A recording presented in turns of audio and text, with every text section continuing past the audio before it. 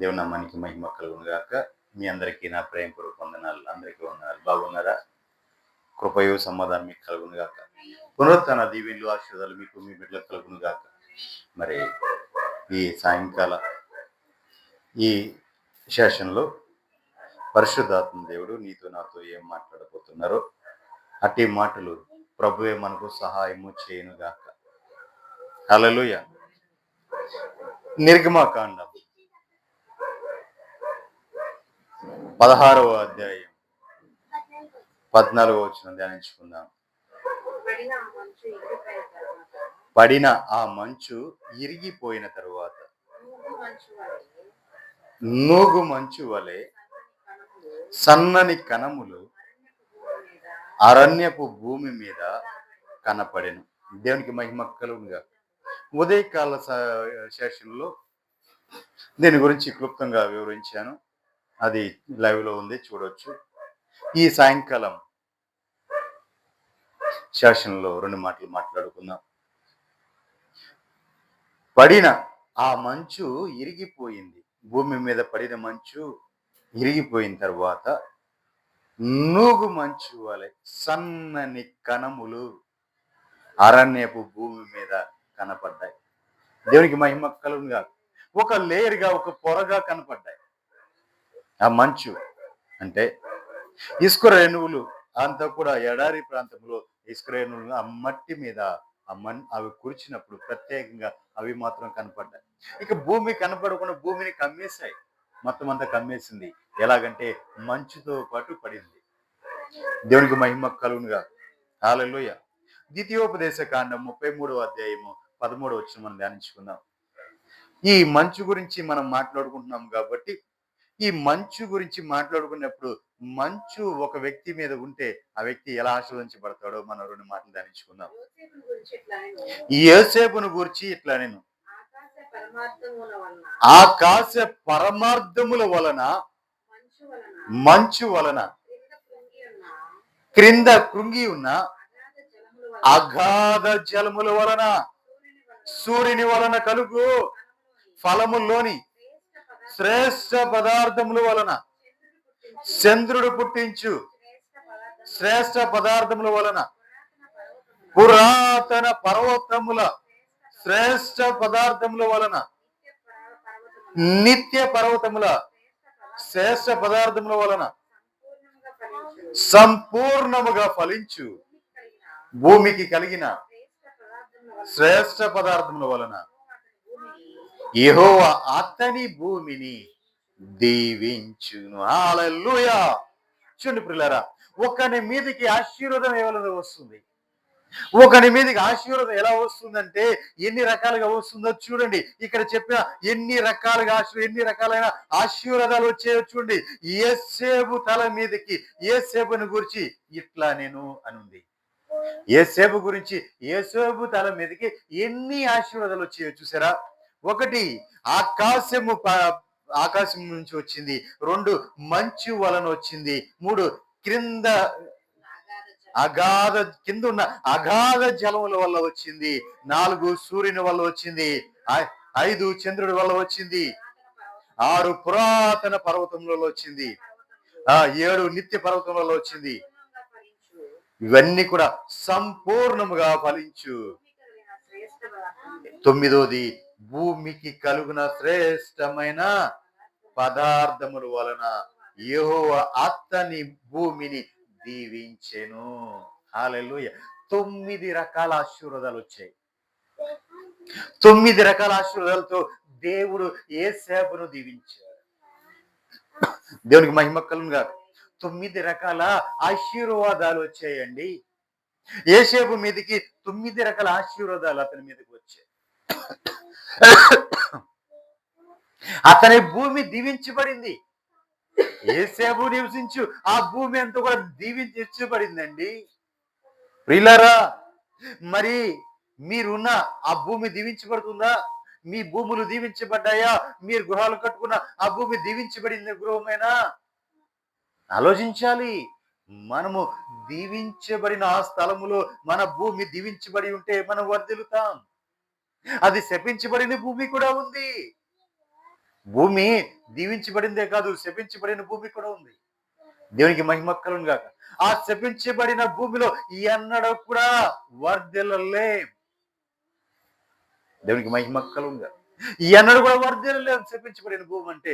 ఈ కష్టాలు, శోధన, ఈ బంధకాలు ఇవి కలిసి రాని స్థితి, ఇవన్నీ కూడా ఆర్థిక ఇబ్బందులు ఎందుకు వస్తున్నాయి? ఆ ప్రాంతంలో ఉంటే ఎందుకు వస్తున్నాయి? అయ్యా మేము కొట్టుమిట్టాడుతున్నాం, బయటకు రాలేకపోతున్నాం, ఇక ఈ ఊపిలోంచి దిగబడిపోతున్నాం తప్ప మేము బయటికి రాలేకపోతున్నాం అయ్యా అని అంటుంటారు. కారణం ఏంటంటే ఆ యొక్క స్థలం యొక్క పరిస్థితి. అది శపించబడిన భూమియా, ఆశీర్వదించబడిన భూమియా? దేవునికి మహిమ కలుగును గాక. హల్లెలూయా. ప్రియులారా, మనము దాన్ని ఒకసారి చూసుకోవాలి. ఇప్పుడు చాలా మంది ఉంటారు లోకంలో, లోకానుసారులు.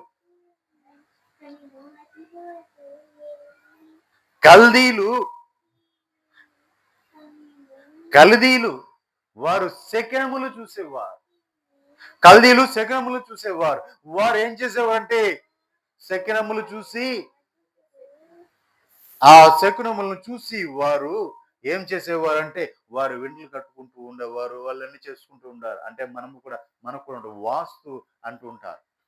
అవి గురించి మనకు తెలియదు, నాకు అనవసరం కూడా వాటి గురించి. దేవునికి మహిమ కలుగునుగా. కానీ కొంతమంది అది మార్చు ఇది మార్చు అంటారు. అన్ని బాగున్నంతసేపు ఏది ఉండదు.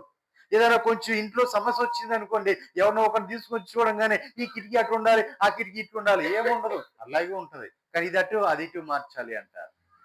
దేవునికి మహిమ కలుగును కాదు. హల్లెలూయా. దాని గురించి మనకు అనవసరం. కానీ మన బైబిల్ చెప్తున్న చూస్తే నీ భూమి దీవించబడాలి. నీవు నివసించే ప్రాంతమే కావచ్చు, నీవు పంట పండిస్తున్న పొలమే కావచ్చు, లేదా నీకు కలిగినది ఏదైనా భూమి ఏదైనా కావచ్చు, అది దీవించబడి ఉండాలి. దేవునికి మహిమ కలుగును. అది శాపగ్రస్తమైనదిగా ఉండకూడదు. ఎరుకో ప్రాంతాన్ని శపించబడింది. ఎరుకో ప్రాంతము శపించబడింది. దానిలోంచి చిన్న కమ్మి, బంగారపు కమ్మి, సీనారు వస్త్రం, వెండి కమ్మి తీసుకుని వచ్చాడు ఒకతను. ఏమైపోయింది? తీసుకుని వచ్చి తన గుడారములో పాతి పెట్టాడు ఆకాను. ఆకాను ఏం చేశాడండి? తన గుడారంలో పాతి పెట్టుకున్నాడు. దేవుడు ముందుగానే చెప్పాడు, ఇదిగో అది మీరు వెళ్ళబోతుంది, ఆ ప్రాంతము శపించబడిన ప్రాంతం, అక్కడ ఎవరు కూడా మీరు విడిచిపెట్టవద్దు, అన్ని కూడా నమ్ముల నాశనము చేయండి అన్నాడు. నమ్ముల నాశనం చేయమన్నాడు. కానీ ఏం చేశారు? వారిలో ఒక్కడు ఆశయపడి తీసుకొచ్చి తన గుడారంలో, తన ఇంటిలో గొయ్య తీసి గోతులు పాతి పెట్టాడు. తన ఇంటి మధ్యలో ఏమైంది? తన కుటుంబము, తన కలిగిన సమస్తము ఆఖరికి ఆ గుడారముతో సహా అగ్నికి ఆహుతైపోయింది. దేవునికి మహిమ కలుగును కాదు. హల్లెలూయా. కొన్ని ఉంటాయండి, శపించబడిన భూములు ఉంటాయి. ఆ శపించబడిన భూమిలో నువ్వు ఉన్నంత కాలం వర్ధిల్లలేవు. దేవునికి మహిమ కలుగును కాదు. కానీ ఇక్కడ మనం చూస్తే ఏశావు యొక్క భూమి దీవించబడింది. దేవునికి మహిమ కలుగును గాక. హల్లెలూయా. యెహోవా అతని భూమిని దీవించెను. దేవునికి మహిమ కలుగును. దేవుడు దీవించాలి. దేవుడు ఒక ఇల్లు కట్టించాలి. దేవుడు ఇల్లు కట్టని దాన్ని కట్టుబడి ప్రయాస వ్యర్థం. నువ్వు ఇల్లు కట్టుకున్నావేమో, అది ముందుగా దీవించబడిన ఆ స్థలమేనా? ఆ భూమి దేవుడు దీవించిన భూమేనా? అక్కడే నువ్వు ఇల్లు కట్టుకున్నావా? నీళ్ళు ఆశీర్వదించబడిందా? నువ్వు వర్ధిల్తావు, నీ బిడ్డలు వర్ధిల్తారు, తరతరాలు నిలిచిపోయే ఆ కృప నీకు కలుగుతుంది. కానీ అది శపించబడిన భూమి అనుకోండి, నీవు అక్కడ నివసించలేవు. నీవు అనగారిపోతావు, పతనం అయిపోతావు, వృద్ధి చెందలేవు, అభివృద్ధి చెందలేవు. అంతకు దిగజారిపోతూనే ఉంటావు. దేవునికి మహిమ కలుగును కాదు. హల్లెలూయా. కింద వచ్చిన పొదలో నుండిన వాని కటాక్షము ఏశావు తల మీదకి వచ్చెను. చూడండి, 9 రకాల దీవెనలు పొందుకున్న ఏశావు తల మీదకి పొదలోనున్న వాని కటాక్షము ఏశావు తల మీదకి వచ్చాను. దేవునికి మహిమ కలుగును గాక. హల్లెలూయా. పొదలోనున్న వాని కటాక్షం. ఈ మాట పలికింది ఎవరంటే మోషే పలికాడు. ఎందుకంటే మోషే ఒక ప్రత్యక్షం చూశాడు. ఒక ప్రత్యక్షతను మోసే చూశాడు. ఆ ప్రత్యక్షత ఏంటంటే ఆయన ఒక పర్వతం మీద, ఆ సీనాయి పర్వతం మీద ఒక పొద మండుతూ ఉంది.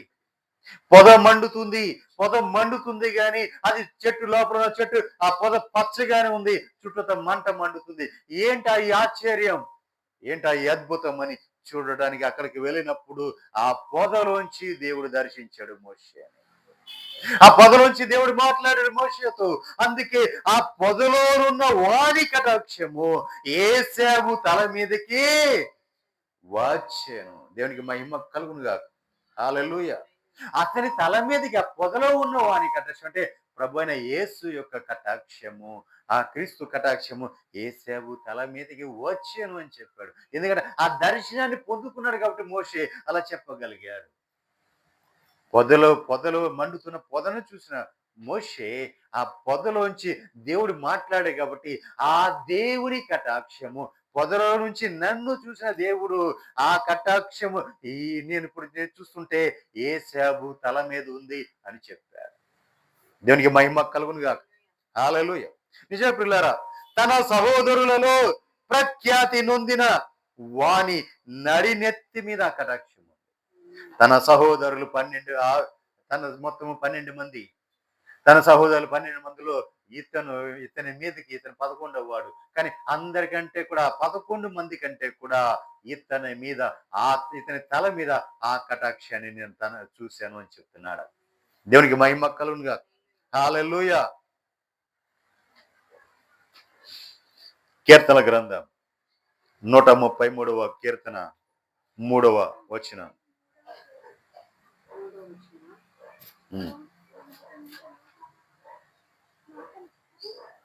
ఒకని మీద మంచు పడితే ఎంతగా ఆస్వాదించబడతాడో చూడండి, ఎంతగా అభివృద్ధి చెందాడో చూడండి. యేసు మీదకి 9 ఆశీర్వాదాలు వచ్చాయి. సియోను కొండల మీదకి దిగివచ్చు, హెర్మోను మంచు వలె నుండును. ఆశీర్వాదము శాశ్వత జీవమును అచ్చట నుండవలెనని యెహోవా సెలవిచ్చుచున్నాడు. హల్లెలూయా. నిజం పిల్లరా, చూడండి, సియోను కొండల మీదకి దిగివచ్చు, హెర్మోను మంచు వలె నుండును అంటున్నాడు. దేవునికి మహిమ కలుగును గాక. సియోను చుట్టూ కూడా యెరూషలేము ప్రాంతంలో ఉన్న ఆ సియోను చుట్టూ కూడా హెర్మోను పర్వతం ఉంది. అది ఆ యూదా దేశానికి పరమట దిక్కుగా ఉంది. ఆ దిక్కు ఉన్న ఆ పర్వతం, సరిహద్దుల్లో ఉన్న ఆ పర్వతం చూస్తే ఎత్తైన పర్వతం, అంతేకాదు అది మంచుతో నిండి ఉన్న పర్వతం. దేవునికి మహిమ కలుగును. ఆ మంచుతో నిండి ఉన్న పర్వతం చుట్టూతో ఎడారి, కానీ అక్కడ మంచు ఉంటుంది దాని మీద. ఆ మంచుతో నిండి ఉన్న పర్వతం అంటే ఇక్కడ బంధము కనిపిస్తుంది. బంధము అంటే సియోను కొండల మీదకి దిగివచ్చు, హెర్మోను మంచు వలె. ఆ పర్వతం మీద, హెర్మోను మీద ఉన్న ఆ మంచు సియోను పర్వతాల మీదకి దిగి వస్తుందంట. దేవునికి మహిమ కలుగును గాక. హల్లెలూయా. ఆ పర్వతాలు బంధం ఏర్పరచబడింది. అంటే ఆ బంధం గురించి ఇంకా కొంచెం లోతుగా మనం చూస్తే, ఆశీర్వాదము శాశ్వత జీవమును అక్కడ నుండవలెనని. ఏంటండి? ఆశీర్వాదము శాశ్వత జీవము అక్కడ నుండవలని యెహోవా సెలవిచ్చుచున్నాడు. ఎక్కడ? సియోనులో. దేవునికి మహిమ కలుగును గాక. సియోనులో ఏముండాలి? ఆశీర్వాదము శాశ్వతమైన జీవం ఉండాలి. ప్రియులారా, జీవం ఉంటే సరిపోదు, అది జీవం శాశ్వతంగా ఉండే జీవం అయి ఉండాలి. దేవునికి మహిమ కలుగును గాక. అంటే దాని అర్థం, ఆశీర్వాదం వచ్చింది అనుకోండి, ఆశీర్వాదం, నేను పొందుకున్న ఆశీర్వాదం నాతో అంతమైపోతే అది వ్యర్థము, అది శాశ్వతము కాదు. నేను పొందిన ఆశీర్వాదం నా తరువాత నా బిడ్డలు, ఆ తర్వాత వారి బిడ్డలు, తర్వాత వారి బిడ్డలు, తర్వాత వారి వారి వారి బిడ్డలు తరతరాలు పొందేది, శాశ్వతంగా నిలిచిపోయే జీవం. ఆ ఆశీర్వాదానికి జీవం ఉంది. ఆ జీవం శాశ్వతంగా నిలిచిపోవాలి అతని మీద, అతని కుటుంబం మీద. దేవునికి మహిమ కలుగునుగా. అదే యేసేపు గురించి మనం చెప్పుకున్నాం. 9 ఆశీర్వాదాలు వచ్చాయి అని చెప్పుకున్నాం. ఎలాగూ అంటే అతడు ఫలించడి కొమ్మ. దేవునికి మహిమ కలుగునుగా. ఎంతగా ఫలించాడు అంటే గోడలు దాటి, కొండలు దాటి వ్యాపించి, విస్తరించి బహుగా ఫలించాడు. దేవునికి మహిమ కలుగునుగా. హల్లెలూయా. ఒక ఆశీర్వాదమైన, ఒక వాగ్దానమైన, ఒక దివ్యమైన మనము దేవుని నుంచి పొందుకున్న ఒక ఈవిని అది శాశ్వతంగా మనం నిలబెట్టుకోగలగాలి. దావీదుకు ఇచ్చాడండి శాశ్వతమైన కృపని. దావీదుకు చెప్పినట్లుగా కొంతమందికి చెప్పాడు దేవుడు. నీకు నా సేవకుడైన దావీదు వలె నీకు శాశ్వతమైన కృపను నేను చూపుతాను అన్నాడు. కానీ వాళ్ళందరూ పొందుకోలేకపోయారు. కారణం ఏంటి? వారే తప్పిపోయారు. వారే అక్కడి నుంచి వైదొలిగిపోయారు. దావీదు వలె చిరకాలము, శాశ్వత కాలం వరకు నిలబడలేకపోయారు. దేవుని సన్నిధిలో నిలబడలేకపోయారు. ఆ కృపను పొందుకున్నారే తప్ప దాన్ని అనుభవించలేకపోయారు. తప్పిపోయారు. అందుకే అంటున్నాడు, ఏ చెప్పినా దావీదుకు చూపిన శాశ్వతమైన కృపను నీకు చూపుతాను. అంటే దావీదులాగా నువ్వు ఆ శాశ్వతుడి సన్నిధిలో నీవు గడుపుతా ఉంటే, ఆయన సొత్తుగా నువ్వు మారిపోయి ఆయన కోసమే నువ్వు జీవిస్తే ఆయన నీకు శాశ్వతమైన కృపను చూపుతాడు. ఇప్పుడు దావీదు శాశ్వతమైన కృప ఎలా ఉంది? తరతరాలు తరతరాలు తరతరాలు ఆయన కృప చూపితే 1000 తరాలు వరకు కృప చూపువారు. దేవునికి మహిమ కలుగునుగా. చూడండి, దావీదు చనిపోయి సుమారుగా 4025 సంవత్సరాలు గడుస్తా ఉంది దావీదు చనిపోయి. కానీ నేటికి కూడా తన యొక్క వారసుడైన నెతన్యాహు ఇశ్రాయేలు దేశానికి అధిపతిగా ఉన్నాడు. దేవునికి మహిమ కలుగునుగా. హల్లెలూయా. చూడండి ప్రియులారా, తన యొక్క శాశ్వతమైన కృప తరతరాలు తరతరాలు నుంచి నిలిచిపోవాలి. అది నిలిచిపోయే జీవము కలిగినది. దేవునికి మహిమ కలుగునుగా. శాశ్వత జీవము కలిగినది. ఒక దేవుని చూచిన ఒక మాట అది తరతరాలుగా అలా అలా అలా నీ తలపై నుంచి నీ బిడ్డల తలపైకి, నీ బిడ్డ తల నుంచి, నీ బిడ్డల తల నుంచి, నీ బిడ్డల తల నుంచి, వారి బిడ్డలు వారి బిడ్డల నుంచి, వారి బిడ్డల మీదకి అలా వెళ్తూ ఉండాలి అభిషేకం. దేవునికి మహిమ కలుగునుగా. హల్లెలూయా. యెహోవా సెలవిచ్చుచున్నాడు ఏమని? అచ్చట నుండవలెనని, ఆశీర్వాదమును శాశ్వత జీవమును అచ్చట ఉండవలెను. ఎచ్చట ఉండాలి? ఎచ్చట ఉండాలి. ఎచ్చట ఉండాలి. దేవునికి మహిమ కలుగునుగా. హల్లెలూయా. అందుకు మనము వారసులం అవ్వాలి. దేవునికి మహిమ కలుగునుగా. హల్లెలూయా. కీర్తనల గ్రంథం 78వ కీర్తన 23, 24 వచనాలు ధ్యానించుకుందాం.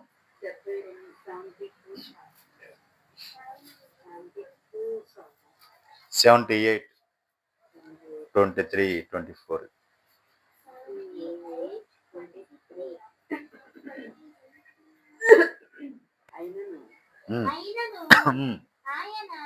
ఆయన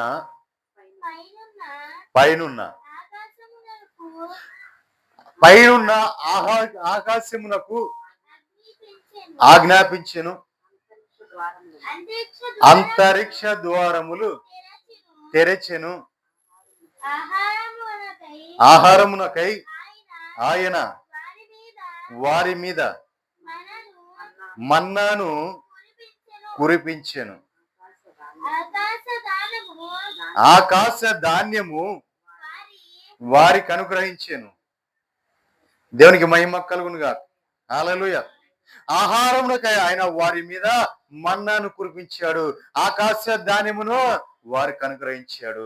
అంతేకాదు, దేవదూతల ఆహారమును నరులు భుజించిరి. దేవునికి మహిమ కలుగును.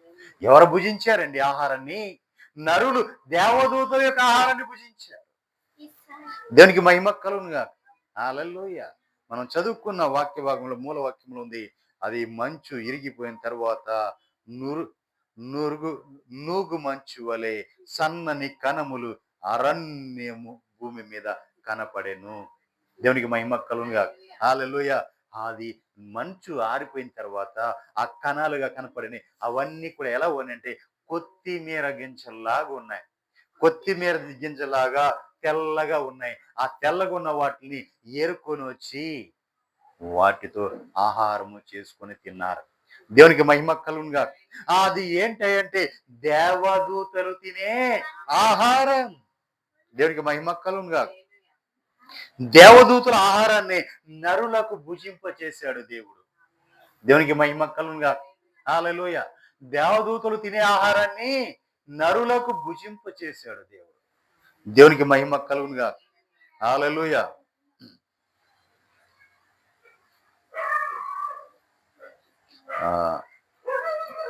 22వ వచనానికి రండి. అలా భుజించిన వారు కూడా ఏమీ లేకుండా ఉన్నారంట. చూసారా, దేవదూతల ఆహారాన్ని తీసుకొచ్చి నరులకు పెడితే దేవదూతల ఆహారాన్ని తీసుకొచ్చి నరులకు పెడితే నరులు దాన్ని తిన్నారు, కానీ వారి యందు విశ్వాసము లేదు. దేవుని యందు వారికి విశ్వాసము లేదండి. అన్ని కార్యాలు చూశారు, ఎన్ని అద్భుతాలు చూశారు, ఎన్ని మహత్కార్యాలు చూశారు. అన్ని చూసి కూడా దేవుడు ఆయన యందు వారు విశ్వాసం ఉంచలేదు. వారు ఆయన యందు విశ్వాసం ఉంచకపోతిరి. ఆయన దయచేసిన రక్షణ యందు నమ్మిక ఉంచలేదు. దేవునికి మహిమ కలుగును. ఎలాగండి? 40 సంవత్సరాలు అరణ్యంలో నడిపిస్తే వారి వస్త్రపు చెంగు మాయలేదు, చెప్పుల వారు తెగలేదు, కాలికి వాపురాల. పగలు రాత్రి కూడా నడిచారు. 40 సంవత్సరాలు నడిచారు. ఎక్కడ నడిచాడు వారు? నడిచిన వారు ఎక్కడ నడిచారు? ఆయన యొక్క ఆస్తముల మీద నడిచారు, కింద నేల మీద నడవాల. మనం పొద్దున్న నేర్చుకుంటే సాయంత్రానికి మట్టి కొట్టుకు దుమ్ము పడుతున్నాయి, చెమట గంపు కొడతాయి. మరి 40 సంవత్సరాలు ఒకే డ్రెస్ వేసుకున్న వారు ఐగుప్తు నుంచి బయలుదేరేటప్పుడు ఏ బట్టలైతే ధరించి ఉన్నారో ఆ బట్టలతోనే ఉన్నారు. వారు చెప్పులు తొడుక్కున్న చెప్పులు ఆ 40 సంవత్సరాలుగా ఆ చెప్పులే ఉన్నాయి. వాటితోనే వారు నడుస్తూ ఉన్నారు. దేవునికి మహిమ కలుగునుగా. అంత దూరం పగలు రాత్రి కూడా నడిచారు. 40 సంవత్సరాలు నడిచారు. కాలికి కూడా వాపు రాల, చెప్పు వారు కూడా తెగల, వస్త్రపు చెంగు కూడా మాయల. దేవునికి మహిమ కలుగునుగా. అంటే మరి ఎక్కడ నడిచినట్లండి? అరణ్యంలో నడిచారు. అరణ్యంలో నడిస్తేనే ఎక్కడ కూడా వారికి వాపురాల మచ్చి కాలి వస్త్రము మాయలేదు. దేవునికి మహిమ కలుగునుగా. అంతేకాదు, పగలు మేఘస్తంభమై రాత్రి అగ్ని స్తంభమై మహిమ మేఘములు వారితో పాటు దూసిన ఖడ్గము చేత పట్టుకొని వారికి ముందుగా ఆయన ఉన్నాడు, వారికి వెనకగా ఆయన ఉన్నాడు, వారికి పైగా ఆయన ఉన్నాడు, వారి కింద ఆయన హస్తముతో ఉంది. అంత పాదుగప్పుగా, అంత జాగ్రత్తగా, అంత భద్రంగా వారిని నడిపిస్తే, అన్ని అద్భుతాలు చేస్తే, బండ నుంచి మాకు తాగడానికి దాహానికి నీళ్లు లేవంటే బండ నుంచి నీళ్లు ఇచ్చి, ఆ వారు ఎటువైపు వెళ్తే అటువైపు ఆ బండ నుంచి నీళ్లు పారాయి. ఎన్నో ఎన్నో ఎన్నో తాపకరమైన సర్పాల, ఎన్నో తెగుళ్ళ, ఎన్నో ఇది అన్నిటి నుంచి ఆయన నడిపించుకుంటూ ఎర్ర సముద్రాన్ని పాయలు చేశాడా, యోర్దాను నదిని ఏకరాశిగా చేశాడా, శత్రువు నుంచి విడిపించుకుంటూ జయించుకుంటూ అని నడిపించుకుంటూ తీసుకొని వెళ్తే వారు ఏం లేదంటండి, ఆయన యందు విశ్వాసం ఉంచకపోయి, ఆయన రక్షణ యందు నమ్మిక లేకపోయారు. ఏం లేదంట, రక్షణ వారి విశ్వాసము లేదు వారికి. రెండోది, ఆయన ఇచ్చిన ఆ రక్షణ యందు వారికి నమ్మకం కూడా లేకుండా పోయింది. దేవునికి మహిమ కలుగునుగా. చూడండి పిల్లారా, మరి వీరెవరు? పరలోకంలో దేవతలు తినే ఆహారము తిన్నవారే, ఆ దేవతలు తిన్న ఆహారాన్ని, ఆ మన్నాను తిన్నవారే వీరంతా కూడా. దేవునికి మహిమ కలుగునుగా. నిజమే పిల్లారా, పరలోకం నుంచి పడిన ఆ మన్నాని, దేవదూతలు తినే ఆహారాన్ని తిన్నారు, కానీ వారు ఏముంచలేకపోయారు. కనులారా చూశారు, చెవులారా విన్నారు, అనుభవించారు, పొందుకున్నారు, కార్యాలు చూశారు, అనుభవించారు, అన్ని తెలుసుకున్నారు, సమస్తము కూడా జరిగాయి. అన్ని చూసి కూడా, అన్ని అనుభవించి కూడా వారు విశ్వాసం ఉంచలేదు. ఆయన రక్షణ యందు వాళ్ళు నమ్మిక ఉంచలేదు. నిజమే ప్రియులారా, ఇలా ఎంతమంది ఉన్నారు? ప్రియులారా, ఎంతమంది ఉన్నారు ఇలా సంఘాల్లో? కార్యాలు పొందుకున్న వారే, కార్యాలు చూస్తున్న వారే, అనేక అద్భుతాలు, ఆశ్చర్యాలు సంఘంలో జరుగుతుంటే, అనేక సాక్ష్యాలు వింటుంటే, వింటున్నవారు, వాటిని అనుభవించిన వారు కూడా ఎంతో మంది ఉన్నారు. కానీ ఈ రోజున వారిలో విశ్వాసం ఉండట్లా. దేని మీదో విశ్వాసం ఉంటుంది, క్రీస్తు మీద విశ్వాసం లేదు. చాలా మందికి ఏదేదో విశ్వాసం ఉంది, దేని మీదో విశ్వాసం ఉంది. దేవునికి మహిమ కలుగునుగా. హల్లెలూయా. దేని మీదో విశ్వాసం ఉంచుకున్నారు. ఆయన రక్షణ యందు నమ్మకం లేదు. నా ప్రభు వస్తాడు, నన్ను రక్షిస్తాడని నమ్మకం లేదు. దేవునికి మహిమ కలుగునుగా. కానీ 23 వచనం చూడండి. అయినా సరే ఆయన పైనుంచి ఆహారం ఈట మానలేదు. చూడండి, అయినను ఆయన పైనున్న ఆకాశమునకు ఆజ్ఞాపించెను, అంతరిక్ష ద్వారములను తెరిచెను. దేవునికి మహిమ కలుగునుగా. వారికి విశ్వాసము లేకపోయినా, ఆయన రక్షణ యందు వారికి నమ్మిక లేకపోయినా, వారిని చెయ్యి విడిచిపెట్టలేదు నా దేవుడు. విడిచిపెట్టే దేవుడు కాదు నా దేవుడు. వారి పైన ఆకాశమునకు ఆజ్ఞాపించాడు, అంతరిక్షమున ద్వారములు తెరిచి ఉంచాడు వారి కోసం. దేవునికి మహిమ కలుగునుగా. అయినా ఒక మాటలో చెప్పాలంటే, దేవదూతల ఆహారము తిన్న వారు చనిపోయారు. దేవునికి మహిమ కలుగునుగా. హల్లెలూయా. కానీ ఇంకొక ఆహారం ఉంది. ఆహారము తిన్నవారు నిత్య జీవం. దేవునికి మహిమ కలుగునుగా. చూడండి, ఆ మాట కూడా మనం ధ్యానించుకుందాం. ఈ మన్నా తిన్నవారు నిత్య జీవాన్ని పొందుకున్నారు. ఆ మన్నా తిన్నవారు చనిపోయారు, కానీ ఈ మన్నా తిన్నవారు నిత్య జీవాన్ని పొందుకున్నారు. కారణం ఏంటంటే విశ్వాసం. హల్లెలూయా. విశ్వాసం ఉంటే చాలు, ఈ మన్నా వారికి వచ్చి, ఈ మన్నా తిన్నవారు ఎన్నడూ మరణము లేకుండా పోయారు. యోహాను శుభవార్త 6వ అధ్యాయం 47వ వచనం నుంచి వద్దాం.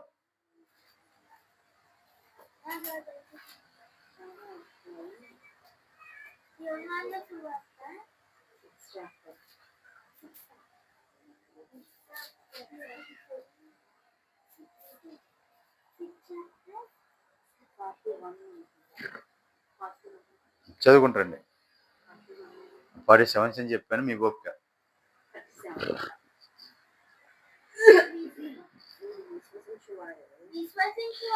విశ్వసించువాడే నిత్య జీవము గలవాడు, జీవాహారమును నేనే, నా ప్రభు చెప్తున్నాడు. దేవునికి మహిమ కలుగునుగా. ఆ అధ్యాయం అంతా మనం చూసుకోవచ్చు, దాని అంతా ధ్యానించవచ్చు. ఎవరైతే విశ్వాసం ఉంచారో, ఎవరైతే విశ్వాసం ఉంచిన వాడే నిత్య జీవం కలిగిన వాడు. దేవుని ప్రభువైన యేసుక్రీస్తు యందు విశ్వాసం ఉంచితే చాలు. ఆ విశ్వాసం ఉంచాడంటే వాడు నిత్య జీవము కలిగిన వాడు. జీవాహారమును నేనే అని నా ప్రభు చెప్తున్నాడు. దేవునికి మహిమ కలుగును గాక. ఆ జీవాహారాన్ని నేనే అని నా ప్రభు చెప్తున్నాడు. మీ పితరులు అరణ్యములో, చూడండి, మీ పితరులు అరణ్యములో మన్నాను తినినను చనిపోయారు. దేవునికి మహిమ కలుగును గాక. వీళ్ళు ఏం చేశారంటే, వాళ్ళ పితరులు ఏం చేశారు? మన పితరులు అరణ్యములో ఆ మన్నా తిన్నారు. దేవదూతుల యొక్క ఆహారమైన మన్నాను తిన్నారు. ఆకాశం నుంచి కురియించిన ఆ మన్నాను తిన్నారు. కానీ వారు చనిపోయారు. దేవునికి మహిమ కలుగును గాక. అది తిని కూడా వారు చనిపోయారు. కానీ దీనిని తినువాడు చావకుండినట్లు పరలోకం నుంచి దిగి వచ్చిన ఆహారము మీదే. దేవునికి మహిమ కలుగును. ఈ ఆహారం తిన్నవాడు ఇక ఎన్నడూ చనిపోడు, నిత్య జీవమే అతనికి. హల్లెలూయా, హల్లెలూయా. చూడండి పిల్లరా, ఆ కాలం పరలోకం నుంచి దిగి ఆ పరలోకం నుంచి పడిన ఆహారం తిన్నారు, మన్నా తిన్నారు, దేవదూతలు తినే ఆహారం తిన్నారు. కానీ వారందరూ కూడా మరణించారు. కానీ పరలోకం నుంచి దిగి వచ్చిన ఆహారం ఉంది. ఈ ఆహారాన్ని తిన్నవాడు ఎన్నడూ కూడా మరణించాడు. వాడు చనిపోకుండానట్లు, ఈ ఆహారము తినివాడు చావుకున్నట్లు పరలోకం నుంచి దిగి వచ్చిన ఆహారం ఇదే. దేవునికి మహిమ కలుగునుగా. ఏ ఆహారం ఇది? 51 వచ్చిన పరలోకం నుంచి దిగి వచ్చిన జీవాహారమును నేనే. దేవునికి మహిమ. నా ప్రభు చెప్తున్న మాట, పరలోకం నుంచి దిగి వచ్చిన జీవాహారమును నేనే.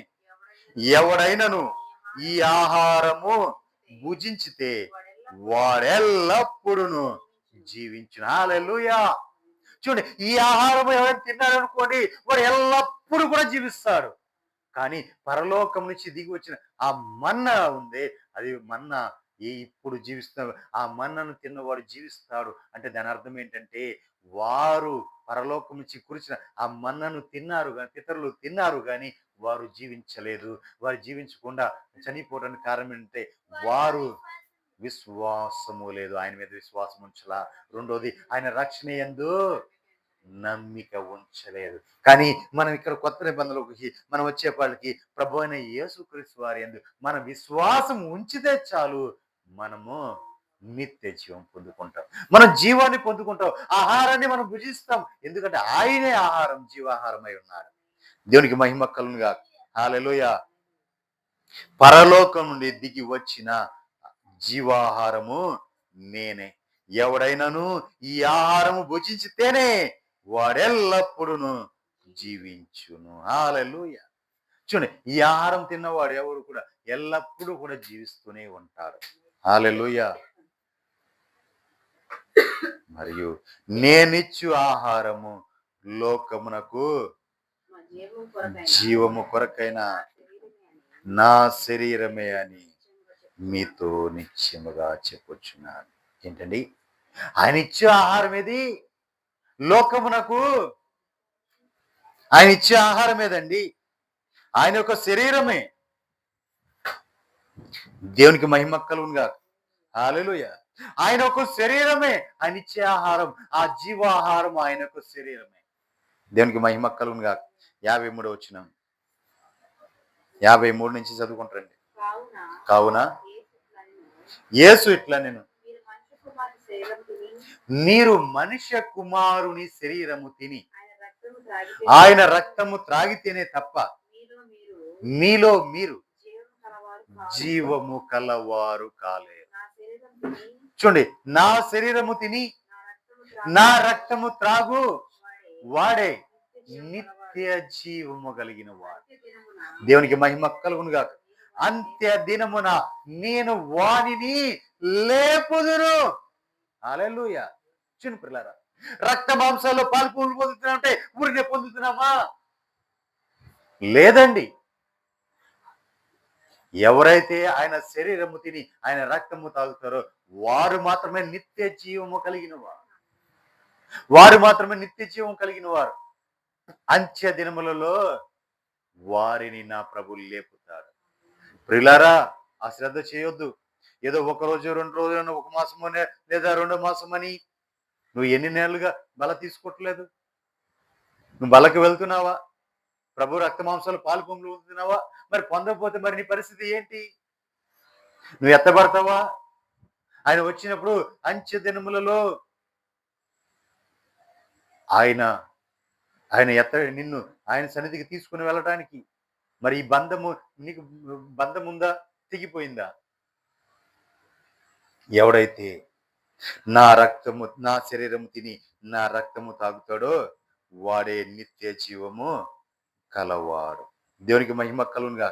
హల్లెలూయా.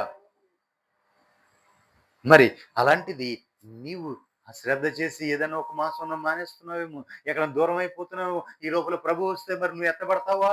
ఏంటి నీ పరిస్థితి ఏంటి? దేవునికి మహిమ కలుగునుగా. కింద వచ్చిన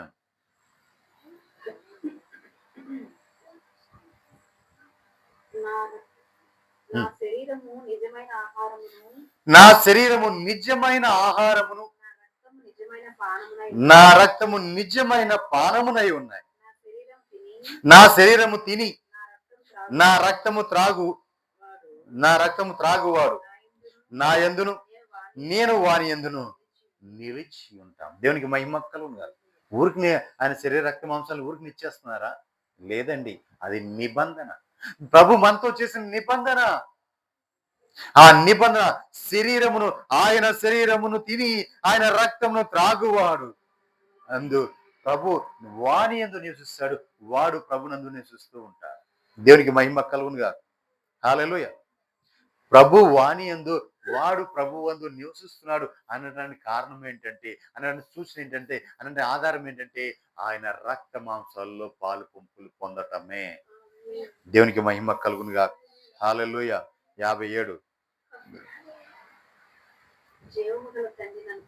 చూడండి. జీవము కలిగిన తండ్రి నన్ను పంపెను కనుక నేను తండ్రి మూలంగా జీవించుచున్నట్లే నన్ను తినివాడును నా మూలంగా జీవిస్తాడా. ఇదే పరలోకం నుంచి దిగి వచ్చిన ఆహారము. పితరులు మన్నాను తిని చనిపోయినట్లు కాదు, ఈ ఆహారము తినువాడు ఎల్లప్పుడూ జీవించునని నిత్యముగా మీతో చెప్పుచున్నా. హల్లెలూయా. ఎంత గొప్ప కృప అండి. ఆయన రక్త మాంసాల్లో పాలు పొమ్మతో ఎంత ధన్యత చూడండి. ఆయన మనలో జీవిస్తాడు, మనం ఆయనలో జీవిస్తున్నాం. అంతేకాదు, తండ్రి దగ్గర కుమారుడు ఏ విధంగా జీవిస్తున్నాడో ఆ విధంగా మన యందు కూడా మన ప్రభు అలాగే జీవిస్తాడు. ఆ నిత్య జీవాన్ని ఇవ్వడం కోసమే ఆయన మన ఈ లోకానికి వచ్చాడు. ఆ నిత్యత్వాన్ని మనం పొందుకోవాలంటే మనము రక్త మాంసములలో పాలు పొంది ఉండాలి. ఎందుకు? అప్పుడు నేను నీతోనో నీవు నాతోనో జీవిస్తున్నావు అని చెప్పి. దేవునికి మహిమ కలుగునుగా.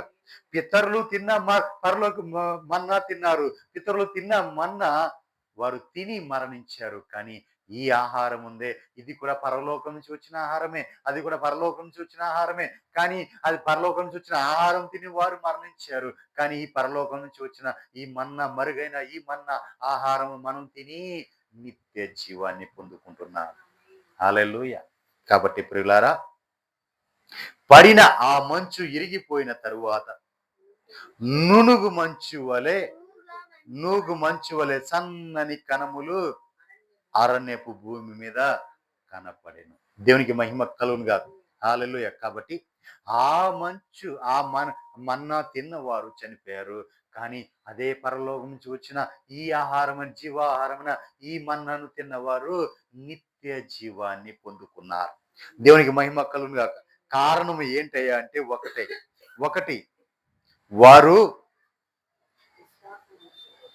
దేవుని యందు విశ్వాసం ఉంచకపోయారు. రెండోది, దేవుడిచ్చే రక్షణ యందు నమ్మిక లేకుండా పోయారు. అందుకే వారు చనిపోయారు, మరణించారు. కానీ మనం ఆయన్ని విశ్వసించాము కాబట్టి ఆ విశ్వాస మూలంగా మనము ప్రభు యొక్క రక్త మాంసాల్లో పాలు పంపులు పొందుతున్నాము. కాబట్టి ఆయన మనము ఆయనలోను జీవిస్తున్నాం. కాబట్టి ఆ నిత్య జీవము మనల్ని కోట్ల సంవత్సరాలు ఆయనతో కలిసి జీవింపచేస్తుంది. హల్లెలూయా.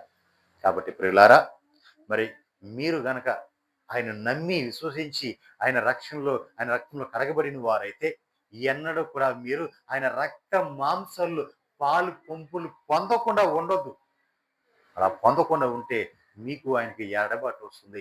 ఆ నిబంధన మీరిపోయారు కాబట్టి ఆ నిబంధన మీకు వర్తించదు. కాబట్టి ప్రియులారా, ఆయన నిత్య నిబంధన చేశాడు. ఏమని? నా రాకడ పర్యంతరం వరకు ఇది ఇలాగూ జరగవాలని, ఇలాగూ మీరు చేయుడి అని నిబంధన చేశాడు. ఆ నిబంధన నువ్వు మీరిపోయావంటే ఆయన విడిచిపెడితే నువ్వు ఈ లోకంలో ఉండిపోతావు. కాబట్టి ఆయన వచ్చే వరకు కూడా ఆ నిబంధనలు నీవు కొనసాగాలంటే ఆయన రక్త మాంసంలో నీవు పాలు పంపులు పొందాలి. కాబట్టి మరి అందరూ కూడా ఎక్కడ కూడా ఆయన రక్త మాంసాలని అశ్రద్ధ చేయకోకుండా ఆ పరలోకపు ఆహారమైన ఆ జీవాహారాన్ని నీవు భుజించిన కొలది నీవు పరలోకానికి ఏచిపులుగా మార్చబడతావు.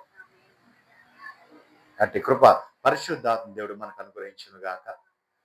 ప్రార్థన చేసుకుందాం.